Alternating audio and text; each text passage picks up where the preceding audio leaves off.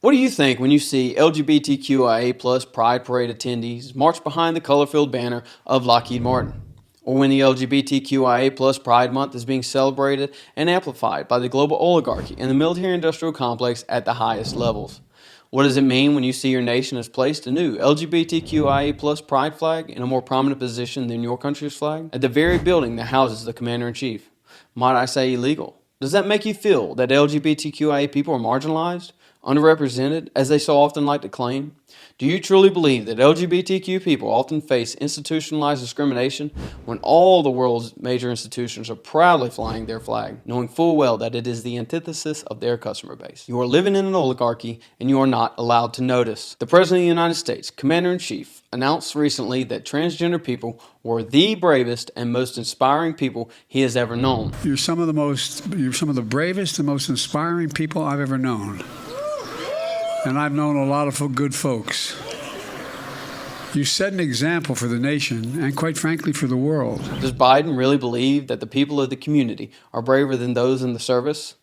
Braver than Beau Biden, the greatest of the Biden sons. Many of these men have fought, sacrificed, and even given their lives for their country and underlying principles that it was built on. It appears that our country has been conquered, like the flag of Iwo Jima, or the one blowing in the breeze on the moon, each a representation of the people of its time. When a supposed democratic country starts vilifying its own citizens in favor of a minuscule of a population, you know the post-Western world is approaching. A world of a First Nation infrastructure and a third world systems. Doublethink, as George Orwell described in his famous dystopian novel 1984, as the power of holding two contradictory beliefs in one's mind simultaneously and accepting both of them. We are seeing blatant examples of doublethink all over the Western world, pioneered by liberals. From openly celebrating LGBTQIA plus movement to accepting and promoting the chemical and physical castration of children, drag shows, millions of illegal aliens illegally crossing the border, the war on men, fat acceptance, hatred of our country, and many more anti-American, anti-white, and anti-Christian practices. What principles are there to stand on when you have to wonder, should a woman showing off her mutilated breast be blurred?